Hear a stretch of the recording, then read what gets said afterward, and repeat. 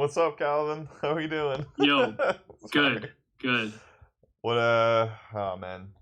We missed last week because I had the biggest fucking migraine in my entire life that I gave myself because I'm staring out into the sun in this hot, sunny Are you weather are in you at home Spain. now, or are you still like kind of on travel? No, dude, it's living in, I'm still in Spain right now. Yeah, home. Oh, okay.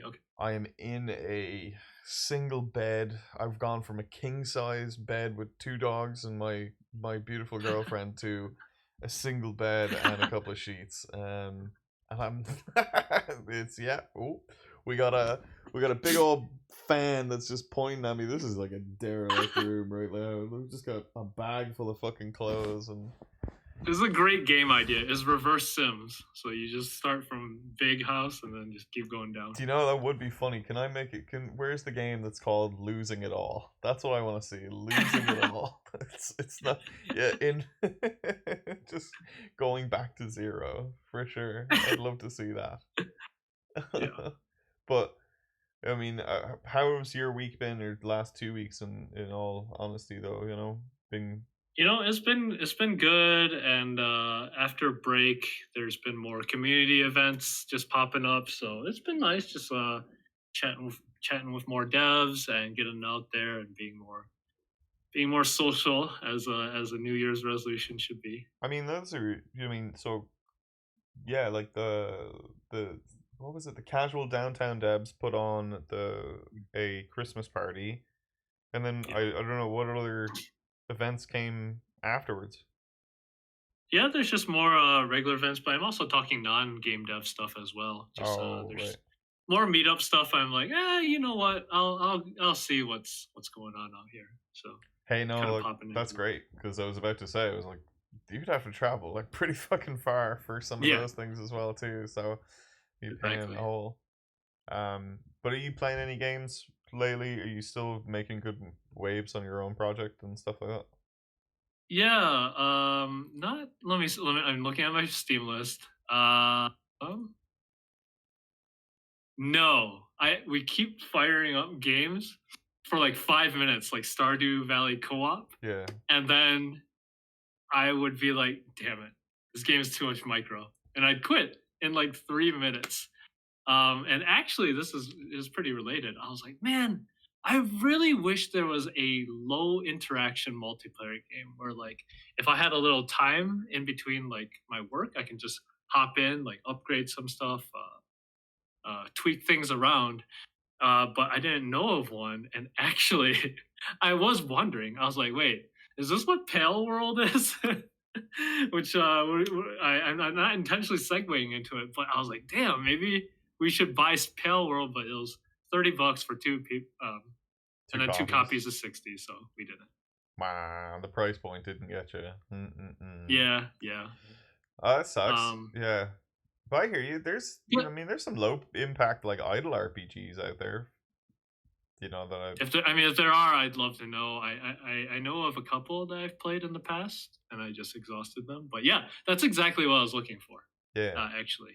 I'm trying to And remember. There was one that a game dev guy that at Backflip used to play like on his thing, but again, it's little tiny window, and it looks like yeah, Diablo 2, but the character builds are all crazy because yeah. he could his character was just running through dungeons idly, and then all of a The game sudden, was probably nonstop night or endless night or oh, whatever. was it? Ooh, I maybe. think that was one of the first popular ones in that genre. Oh, But okay. specifically, I was looking for a multiplayer. No, I don't know any multiplayer Uh, ones. yeah, and that's why I thought of Palworld because it has automation. So like, you beat up these Pokemon, bring them over to your side, and then you can basically enslave them to work for you. So there's a bit of So automation funny. going in the So background. funny. Yeah. I love seeing So all the I was like, posts. I love seeing the posts talking about yeah. the moral side of the game. It's just like, dude, we got fucking games that we chop people's heads off. Like, the fuck are we talking about here? But you can Uh, capture a person. It's like, what about all the other fucking pals that we're capturing over here. What are we doing? It's a video game. Yeah. That's the selling point, bud. You showed me one fucking little YouTube short that had one guy who said, "Whoa, can I do this?" And then they do it, and then they can capture him, and they're like, "Okay." Like that's the point. Like, right? Like that's the point of absurdity. It just goes that way, Yes. right? Yes. Yeah, let's talk about this topic. This is the hot topic that's going on right now. Everyone's posting about it, and we can give our takes. Now, obviously, now we both have not played the game. That's But this probably is actually part of the social thing. the only two people who probably haven't played this game. Looking at the fucking Yeah. metric numbers. So, Yeah, this is our outsider opinion. But speaking of the social events, I have asked around and talked to people about their experience. I've heard a very wide range of reactions to the game. So the topic we should talk about first is how much of a ripoff Palworld is. Is it fine to do that? Is it plagiarism? Um, and there's definitely a loud amount of people that are saying, "Hey, this is ripping off Pokemon." That's kind of the biggest thing. So I don't know. What's your general take on it? Like especially when you first saw the game, did you think anything? What were your thoughts about it? all right. Well, like, I do want to talk about the plagiarism stuff because this. Yeah, again, like, I think that I've seen lines of this stuff where it's like, so I read a little bit of the backstory of how the game, like, kind of how the studio even came together and stuff like that, and specifically for this game, really came out of left field for me. Like, I didn't know this was coming, and I don't. Actually, I pay do you attention mind to some of explaining them. this studio background? Because I'm not familiar with it. Oh my Where do god! these guys All come right, from? so now, pardon my fucking lack of knowledge. I read a LinkedIn post and a Wikipedia article, so if I'm wrong, fact check me. I'm good, but CEO out of Tokyo, worked for JP Morgan, left that, made some money in crypto, started the studio Pocket, Pocket Pix. Pocket Pix makes a number of games. Some of them, I don't think financially, successful, so they move from game to game to game. Didn't see probably the wish list numbers that they were looking for in their previous title. Pocket Pals had been teased from 2021, so a couple of years ago prior. And then, up until I think this year, then we got like a launch trailer, gameplay, and kind of moving from there. So I think it's one of those things where they put out a trailer or an idea, got a huge amount of traction, and then pulled anybody that they had internally onto this project and said, "This is the one that we're going to go hard on." That's smart. Which is, yeah, you gotta track the moving target. So if you're not seeing, if you got two products and then one's further away, you can kill that project or whatever and just keep moving on. But I think that other one was in early access as well too. So like people were like, "Oh, two early access games, and now all of a sudden are they gonna not, Yeah. they're not gonna support this one?" But if you looked at the other one as well too, I mean, if there's crafting in it, there's a whole base building thing, there's vehicles. So if you translated like the tech that they built for that game, there's probably at least like 30% of like what is the other game already probably shippable in the other game. Yeah. They had a late stage development shift from Unity to Unreal. I don't know how late. Wow. But if that was like in the last like couple of months, like oof, that's, I mean, it's probably a great case for Unreal to go and say, "Hey, we need to go and write a tech blog or write a video or do something about this," because if whole games that have been produced, for 2 years or something on a whole different engine and different code base, right? We're going from C# to C++, or Node or whatever you want to be at, but if they're all going over to this other thing in a period of 8 months, like, I mean, it's a pretty big deal, So yeah. Although Epic is probably waiting until the smoke clears first and see if is Palworld a positive game or is it a negative. So they're just kind of waiting to see what the audience reception is, maybe. yeah, and who before they knows? talk I don't know. Like, this is the thing, is I haven't played it but watched I watched at least 3 different gameplay videos, like long tail gameplay videos and introductory ones, right? And that's not just including like the donkey video that came out there the other day. You know, because I did want to get a sense of, okay, well, what's going on here? You know, what's the gameplay guide? Like, I've watched enough Tarkov to be like, okay, I kind of have a good feeling of like what is Tarkov and how the feeling is. I've played Tarkov as well too, but like I'm not actively playing it. You know, just like how a lot of players play games these days play. You know, they just look at things. They'll watch the top people play it because they just don't have the time to get into it themselves. And I've seen a number of people going to talk about the plagiarism. I mean, I don't want to say plagiarism, but say that there was AI tools making the game and blah blah blah. It's like, yo, I mean, it's 2023. 2023, 2024 is the year of fucking AI, buddy. Like, what are we talking about here? Like, did it? But like, also, where in the chain? You know what I mean? Like, that's probably like we were heralding that shit in LinkedIn posts, talking about how great optimization that is. Isn't that such wonderful? But like to gamers, then it's like it's a big problem. It's like, I get it that there's like a lot of stuff around, you know, where the copyright laws are right now with those things, and yeah, like all that content, you know, for the art stuff, for all these art, you know, LLMs were all fucking stolen, just whole hog.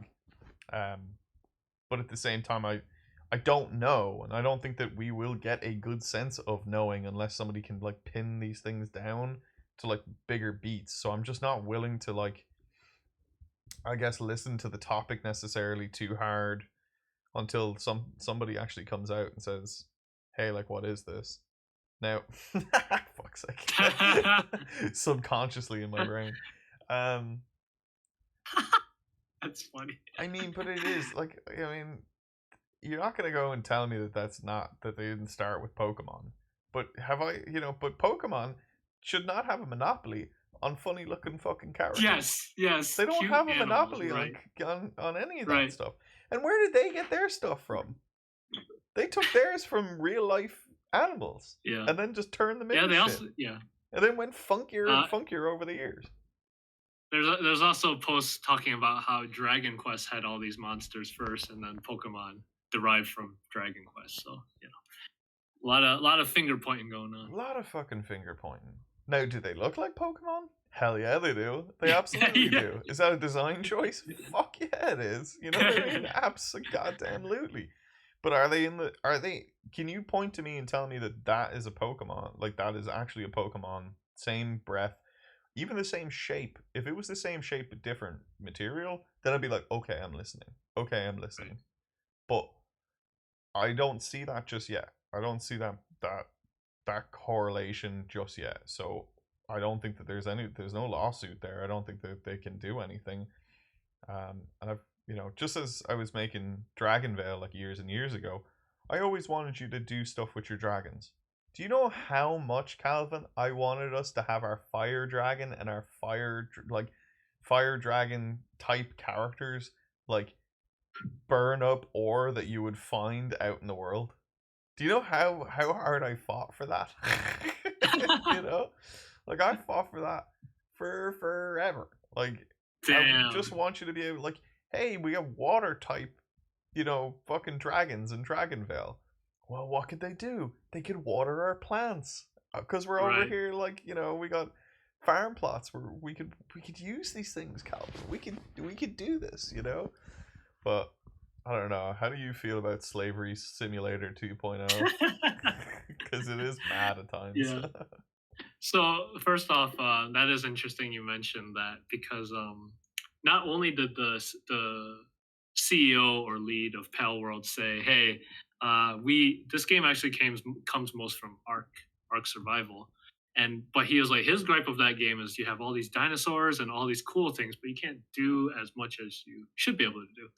And I've had Ark friends say the exact same thing. So this guy was able to perceive a problem that all the Ark players apparently had, and then do it, and also apparently the Dragonvale people. So I think you're spot on with that. They really did do it well, the design well. Yeah, like But I yeah. know Pokemon players Oh, have been wanting shit like that for forever as well too. yeah, yeah. You know, like why can't I have Pokemon Factorio? Is that not what this is? I don't know.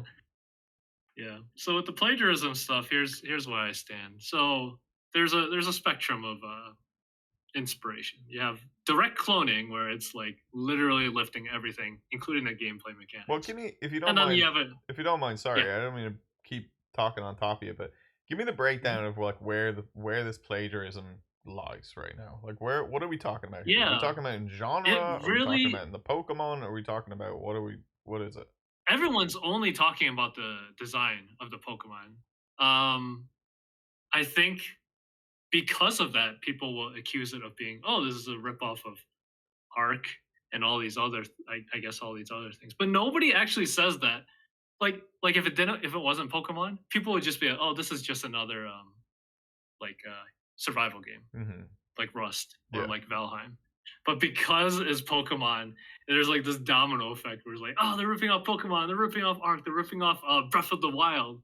And it's like, man, they just like have the font of Breath of the Wild. There's like almost nothing else that's like it. Is So I it? think I that's the mean that source. little iPad thing that they got. When you enter a new area, there's like a text of the field name, and people are calling that out now. Yeah, the Um, climbing mechanics. and yeah, if you want to go to the extreme version, Cell just watch shaded Donkey's. character style. Yeah, just watch Donkey's video because he'll go to the extreme and say, "Hey, this comes from this." Yeah. But yeah, the source of this all is the fact that they use Pokemon-looking creatures. And yeah, so it's a spectrum. You have direct clones, and then you have a unique game. And you, of course, in the middle, you have games inspired by other games. This is how most of the industry works. Palworld probably, I don't know, at least in terms of aesthetics, definitely resembles other games.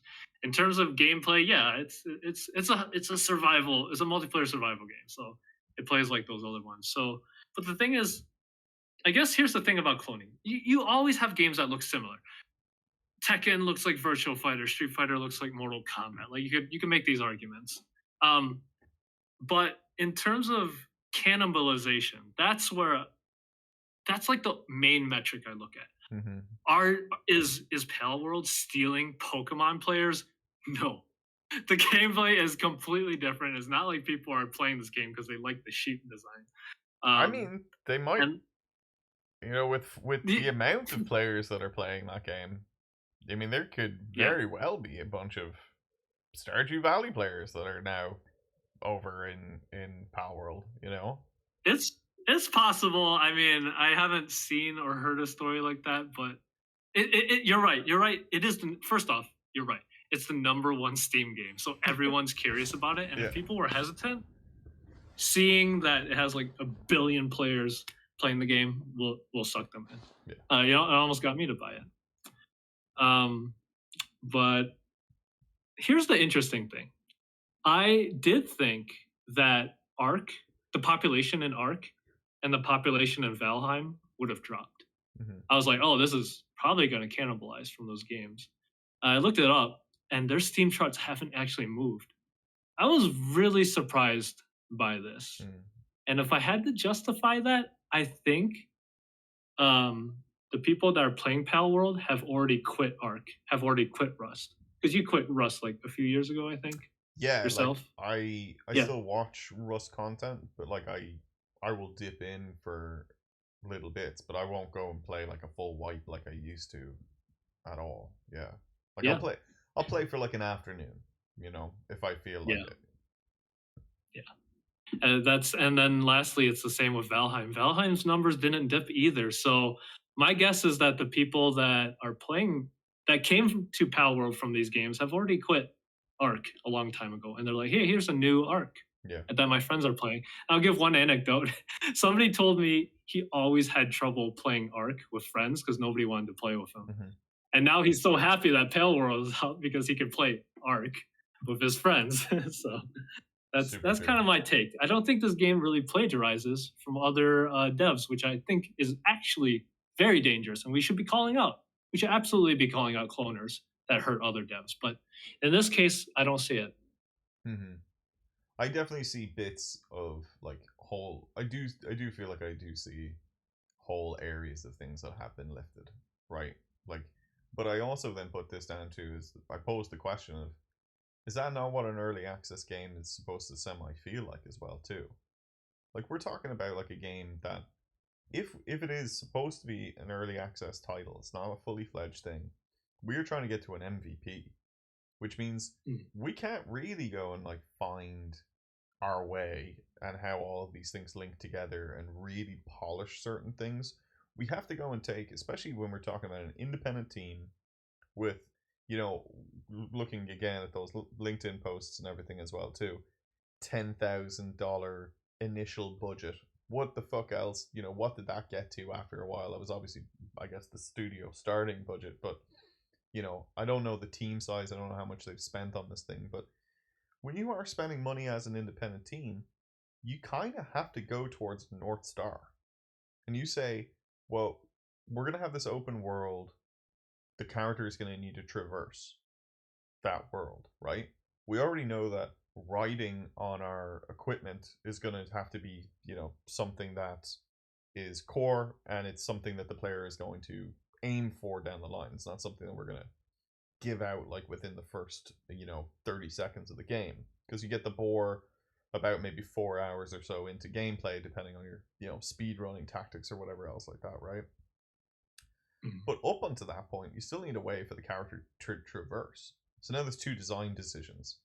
Do we make it the world flatter with more roads that the player has to then walk around, or do we give the player the ability to like climb, move around, jump in and out of different areas, right? Like as a level designer now I have to like ask, hey, like does it matter if all roads don't lead back to somewhere and the player can get stuck in like a crevasse or something like that?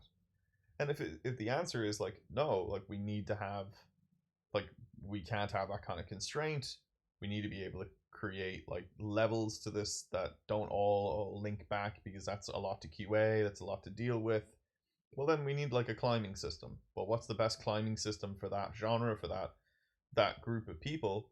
Well, Nintendo do great with Breath of the Wild, and our character kind of looks like a Link based character. It's like, okay, great. Like it's this and a, you know, an energy bar.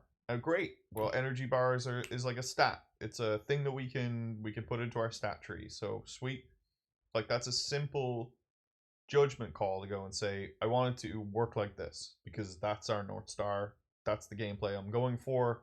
We can figure out what it ends up looking like later on, or detail the animations later on, but just build towards this, because this is a great metric. And I think that has been happening like around a lot of these things, right? Like so that's what I see, is like a continuous saying of, what do we want to do here? We wanted to do this. What games do this well? These games do this well. Well, this one's the one that I like the most. That's our North Star. That's best in class. Go.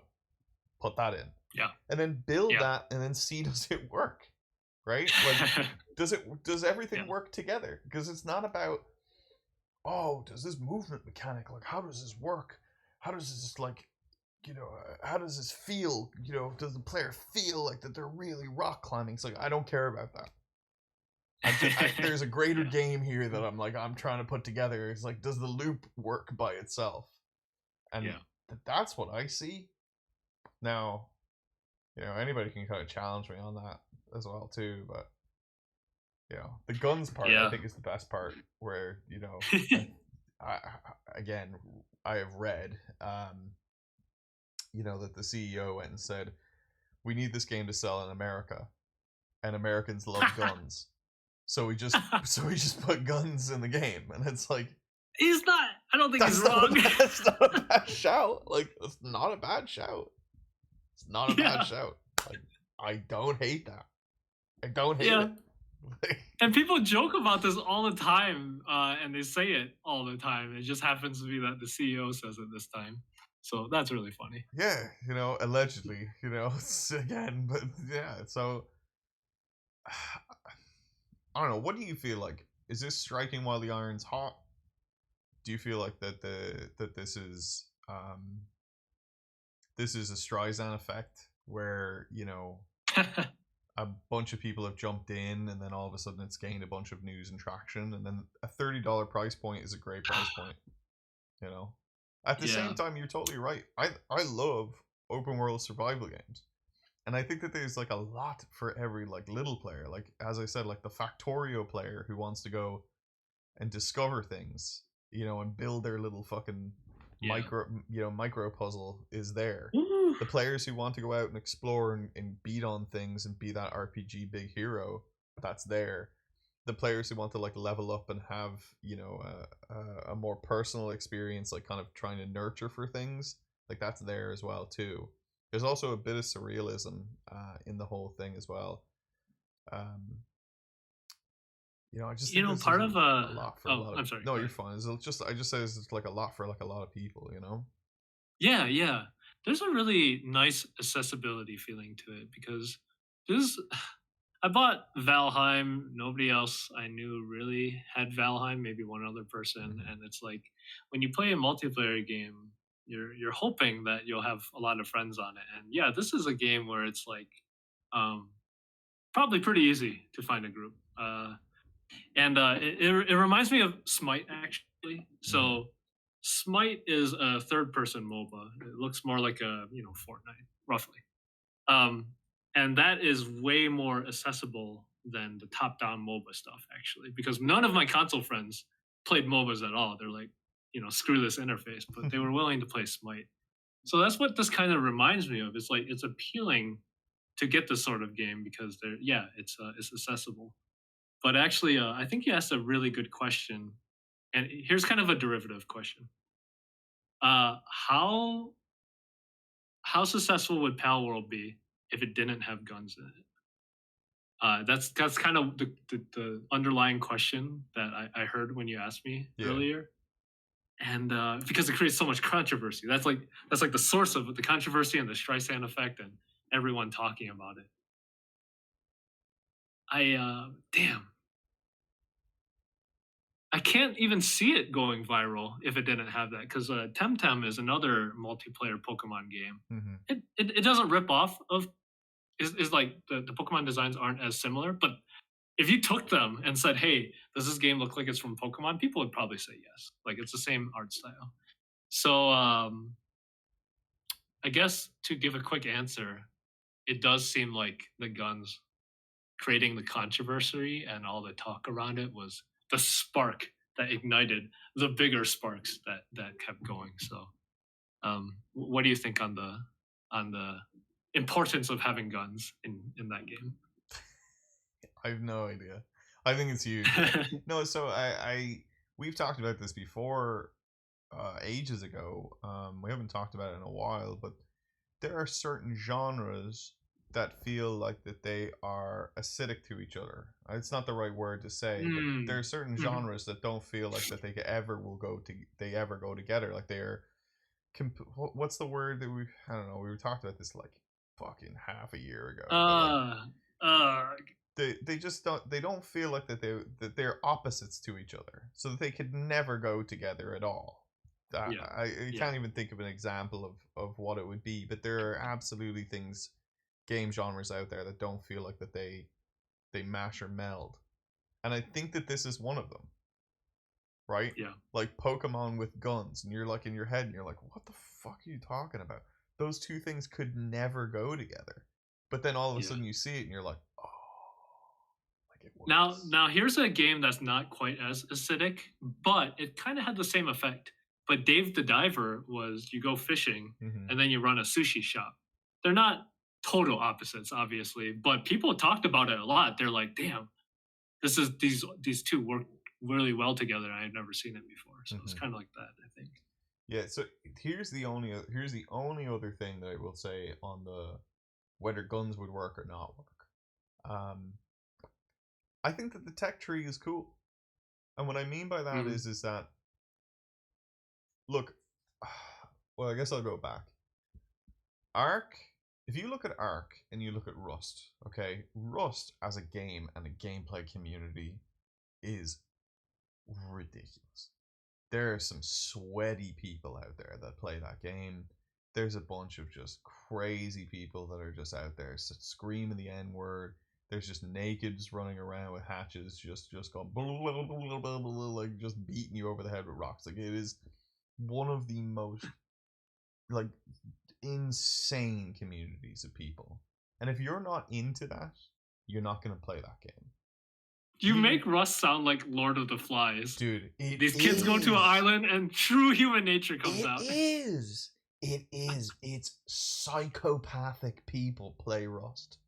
Psychos. They are insane critters. They would be in the worst apocalypse. They'd be the ones that would be putting feces all over themselves and calling themselves the Rat Man. Like they're fucking mad, crazy people. And I think Ark people are kind of like that too, because I just don't understand why anybody would play that. How I don't understand how people can play the game for how janky the fucking thing is, and just how crappy the developers were at throughout the years of at least the first 4 years of the game kind of coming out. I believe obviously it's kind of fixed itself now or whatever, but I just think that the game is just like such an abomination, like of shit. I don't know. I don't get it, right? I don't get it. But cool, whatever. Feels a lot like Conan as well too. There's Conan. Oh yeah. The Conan game is all the same kind of elements of go out, grab things, do things. But here's the one thing that none of those games have, including Valheim and everything else as well too, right? They all have a tech tree. They all have leveling up. They all have RPGs. What they don't have is grabbing things from the world like characters and then having to discover how those things fit into your gameplay.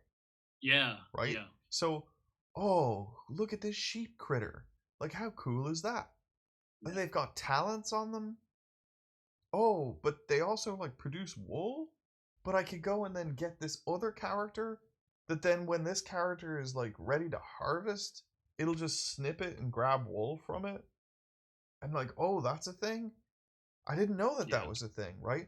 There's this massive air of discoverability in just that loop. That is I agree. all new puzzle. Like that's all new puzzle. You know what I mean? No, maybe I'm misreading into the amount of depth that's there, right? Just from seeing it. But from my casual seeing that part of it, that's the itch. That's the thing of like, oh, how do I set up that ore farm to like be the most efficient thing possible? Can I even, and I think even like, pre-release or just, again, it sucks that like, I feel like those puzzles get ruined so quickly in YouTube land nowadays, right? But like, in Minecraft world, we used to just play with blocks. And then all of a sudden somebody found out that we could manipulate mob spawners and have them fall off and into water and drown themselves, and then we could harvest all of their gear and like, okay, we built some efficiency here, okay? And then this game feels like that there is like a level of that. There's like all this discoverability there of like, how do I use these things? Well, here's 100 different monsters. How many pals are there? I looked it up. It's like 111 or so. Not as much as Pokemon, but if there's Red, 111 things, yeah, and then every one of them does something a little slightly different, like that's a lot of combination. Where all of a sudden you say, I got a lot of blocks that I could play with, and how efficient can those blocks be, and how cool can I go and make my base and make up all of these things? And I bet you there'll be plenty of stuff that like even the developers never even found out in terms of patterns of cool base designs that you can do to be like hyper efficient within that economy. And it's in early access as well, which means if they wanted to add more systems, or if you really wanted to go the Pokemon route, have like tournaments or whatever. I have no idea where they're going, but it's a nice foundation that serves for a lot of potential depth in the future. I definitely agree. Yeah. But how do you? I don't know if you've seen anything on on that side specifically. Like, is there? So I asked her. Oh no, what was the question? No, just like okay. what's happening on Yeah, that? Like, is it as straightforward as, is it straightforward or is it not straightforward? yeah. I'm not sure. So when it comes to the automation, so what I was told was that the pals automate away stuff. So imagine Factorio, Hmm. but instead of the machines just working automatically, you assign them to sections of the machine basically to automate it, and that is relatively simple. I don't know if there's like extra bonuses. Chat, if you're listening, why don't you aware us of how the Pal World details? But even at that very basic level, like you just take Factorial or any factory game, and then like say you got to beat up monsters and then assign them. I think that already tightens the economy loop, right? So normally you just have your economy where you chop down wood and you turn it to planks, whatever. But just adding the monster element to it creates, this triangle in your economy. You're building factory, you're killing more enemies, you're reusing them to build a bigger factory. I think that's a very cool concept, and that too, just like what you said, it immediately appealed to me and made me want to try it. So I think it actually feels like something fresh. Yeah. I mean, that's where the freshness is for me, because I don't think that any of those other Yeah, games you can do that. You know, or yeah, at least it doesn't. It feels like that there is some air of depth that I've not seen just yet. Like, agree. is my fire breathing EV character just my furnace? Like, is that just all that is? Like, or like when I mean the furnace, is that just the furnace like in Rust is just a furnace? Or is that, is there more things that I can do with that character later on? I think the fact that you can take that into battle and do some other crazy stuff is you know is super intriguing. I just don't. Hmm. That's all a big gray box for me right now, and I think that's the thing that grips me to say, yeah, I'd probably play that for a little bit. Yeah, I'd give it a you go. know, I think this speaks to a really important game design lesson in general, which is being able to create a larger player fantasy than is actually in the game. Because right now we've only really heard pitches of the games from other people and what we've read, and to us, we're like, can we just use Charizard to scorch this area or whatever? I'm reminded of a so when Black and White 2 came out, I think it was like I don't know 2005 or something. Hmm. When Black and White 2 came out, I had a friend who had never seen Black and White before. And context for people: Black and White is a god game made by Peter Molyneux, where you raise a giant monster like a giant ape from baby to giant, and it was revolutionary at the time because it had this AI where it was more realistic. It was pretty realistic. But the thing is, in Black and White 2, you can actually click on like some button that shows all the sliders of the AI that say this monster tends to eat instead of kill people or whatever. Like you could see all the sliders and that illusion goes away. But my friend, he wasn't aware of that. Hmm. He played this game and he's like, this is like the most advanced AI I've ever seen. Like the player fantasy never went away because he wasn't exposed to the machinery underneath. So um, I'm like the way we're talking about Palworld is the same effect. The pitch for the game is an open world Pokemon, and then all these gears turn in our head that actually make us want to buy the game and see that through. So Mm-hmm. Oh, it's totally true. Absolutely true. As soon as, yeah, if any of those things feel shallow, it's gonna dull my want to purchase yeah, any of those things. But you know, giving it the beans and giving it the chance, I think is the case. So from yeah, here, then, all right, we're talking what, 5 million copies sold? Was it almost tripling Counter Strike 2's player count. player Yeah, count, like actual player count, not just purchase thing, like player count. See how that like yes. all I just can't wait for the fucking videos or the pictures or the tweets or whatever that come out and they say Pal World is dying question mark question mark when Yeah, like exactly. when like concurrents go down. It's just like, dude, that's you're all fucking brain rotted. Shut the fuck up. Like that's just how this fucking thing works, right? People Yeah. churn, they played the game, they enjoyed it, they went away, okay? But Mhm. here's where I would say that games and developers like Valheim have failed, which is you get a big influx of cash like that, you better be ready to fucking scale. You better be Yeah. fucking ready to scale.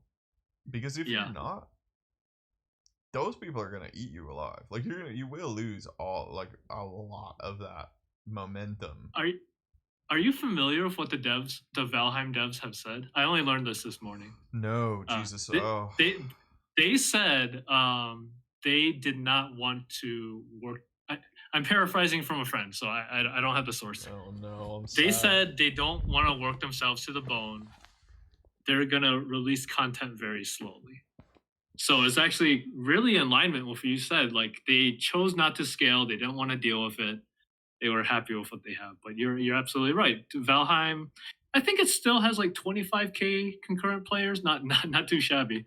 But you're right. If they hit it hard and they wanted to scale, they could have caught lightning. Yeah, they took the money and run.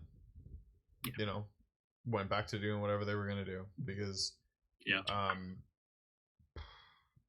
Look, if they wanted to keep updating that game and make consistent updates, and really push hard and invested into the product itself, because more time you spend away from the game, the more money you're just going to burn at the same time too. If you're not going to go and take that money and reinvest it directly into the product almost instantly and say like, all right, like where do we go from here? How do we make this a little bit bigger and keep going. Yeah, you're just not going to necessarily capture those people. People will return. You make big updates, people will return. Absolutely, yeah. But those returns they'll dwindle and dwindle at the same time too. I mean, it's just a different dev philosophy, I guess. Because it gets them to have their work-life balance and then move off to whatever else after that. Like, hey, I get it. You work on something for a good while, as an independent, and you don't know whether or not it's going to work or whether it is going to work, or you've no idea, and that stress takes a toll. And if your team like doesn't like each other after, like, there's plenty of groups of people who work together, build something that they know is going to be successful, but because they know it's going to be successful, they stick together just to finish it, to see it over the end. And then they don't like each other all that much, and they don't want to keep working on that thing because it's out, it's done, and I don't want to deal with it anymore. Yeah. Because you don't want to deal with those people or the headache of like everything that went along with that. And I get that. Fuck, I get that completely. Yeah.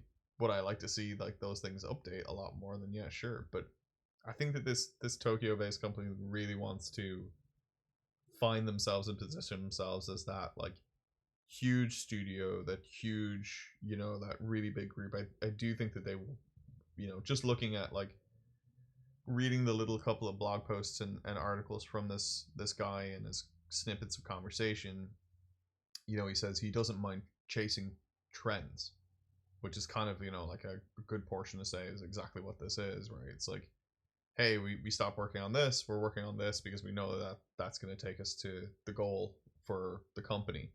And you got to think about the business case. It's more not necessarily about, like, we want to put out a fun game for people, but we also want to put out a game that people are going to purchase and buy, because this is the business of games. They're not in the business of making a passion project or making the game that they want to make or whatever else. They just want to make something that is globally marketable and is going to do well, theoretically in market, right? And strike while that iron's hot, and not like have questions of, where's this game? What happened 5 years later down the line, right? Like, it's like you tank your group and you lose your opportunity at that point as well too. But yeah, I don't know. What do you think is the best plan for them to scale? Like, what do you think is the update? You've so many people captured. What do you think is the update case here? Yeah, so first off, it's pretty interesting because the Valheim people chose not to scale, and same with like, so the Vampire Survivors guy also got hit with a surprise hit. Like he wasn't prepared. In fact, even recently, the Vampire Survivors guy rewrote his engine so that he could support like all these billions of people running around. So he wasn't ready. However, the Palworld guys, like you said, their teaser trailers were already getting tons of press. They have had experience making similar in previous games. Mm-hmm. So I think they actually had like some anticipation that they would actually succeed. I doubt they realized they would beat Counter Strike 3 times over, but I'm sure they had something. But yeah, in terms of how to update it, that's a really good question because it's so rare to have unlimited money, which they have. The only other game in recent years is like Genshin. Genshin came out and they had like unlimited money, and what they chose to do with it, they spawned 2 other games that make just as much as Genshin, while continuing all 3 in tandem. It's like holy crap, what a update plan. So I really don't know in this. Yeah, I guess just keep making it bigger and better. But I don't really know, especially without playing it, what other problems they solve. What was the biggest problem you had with Rust?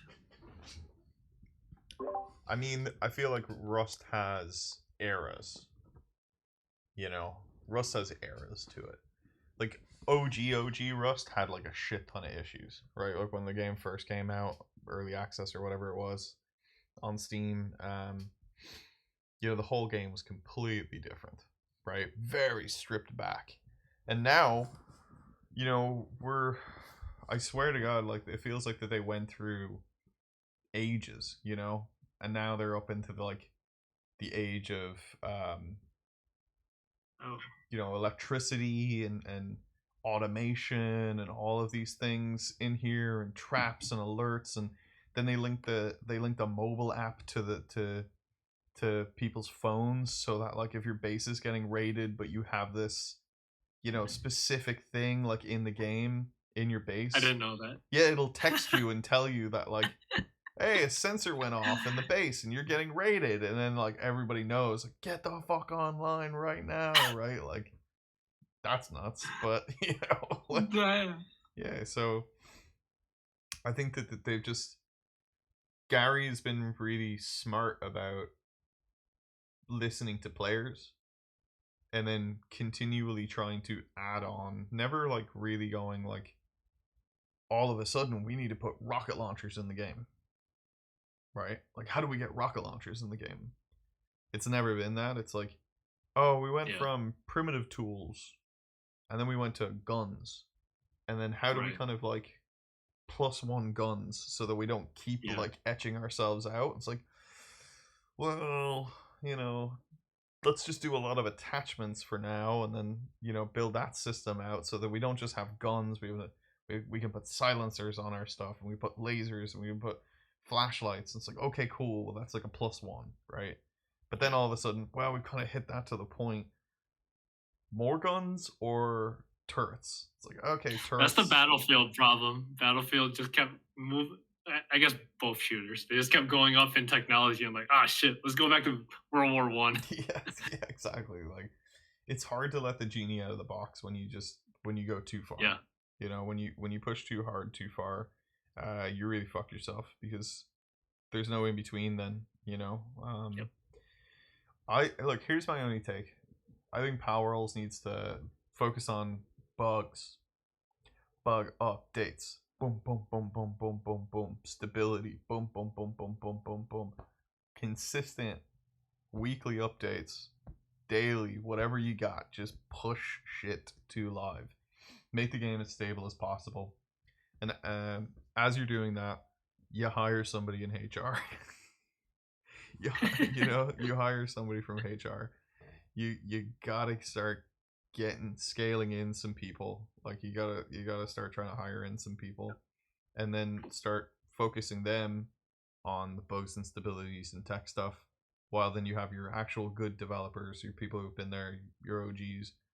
Get them on listening to the community and getting things into the game that people want, right? You gotta like make a surefire list of all of the things of that, because people are gonna call out like a load of stuff, and I don't think that, personally, I don't know about you. What would you do? Would you add new things or would you optimize old systems?